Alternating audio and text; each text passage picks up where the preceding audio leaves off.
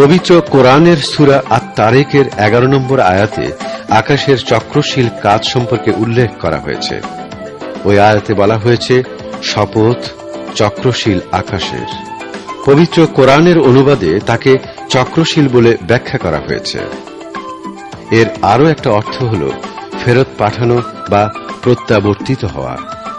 পৃথিবীর চারপাশে যে বায়ুমণ্ডল আছে তা অনেক স্তরে বিভক্ত বলে জানা যায়। জীবনের জন্য প্রতিটি স্তরই ভিন্ন ভিন্ন এবং গুরুত্বপূর্ণ ভূমিকা পালন করে। গবেষণার মাধ্যমে প্রকাশ পেয়েছে যে ওইসব স্তরের কাজ হল কোনো কোনো বস্তু বা রশ্মিকে মহাশূন্যে ফেরত পাঠানো এবং তার অনুকূল অংশ পৃথিবীতে পাঠানোর ব্যবস্থা করা। পৃথিবীর চারপাশে যে ভিন্ন ভিন্ন স্তর আছে তার চক্রশীল কাজ সম্পর্কে কয়েকটি দৃষ্টান্তের মাধ্যমে পর্যালোচনা করা যেতে পারে। পৃথিবীর 1300 থেকে 1500 কিলোমিটার উপরে যে ট্রপোস্ফিয়ার আছে তার কাজ হল পৃথিবীর উপরিভাগ থেকে উত্থিত জলীয় বাষ্পকে ঘনীভূত করা এবং বৃষ্টির আকারে পুনরায় তা পৃথিবীতে ফেরত পাঠানো।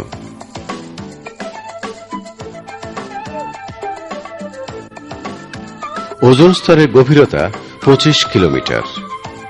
এই ওজোন স্তরের কাজ হল মহাশূন্য থেকে আগত শক্তিশালী বিকিরণ ও আল্ট্রাভায়োলেট রশ্মিকে মহাশূন্যে ফেরত পাঠানো।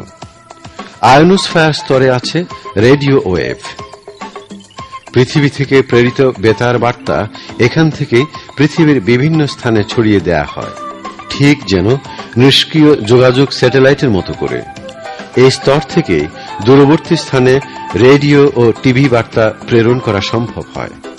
আকাশের স্তরের এই বৈশিষ্ট্যের কথা বৈজ্ঞানিকভাবে আবিষ্কৃত হয়েছে অতি সাম্প্রতিককালে, অথচ কয়েক শতাব্দী পূর্বে পবিত্র কোরআনে ওইসব কথা বলা হয়েছে স্পষ্টভাবে। এর মধ্য দিয়ে আবারও প্রমাণিত হয় যে পবিত্র কোরআন হল আল্লাহর বাণী।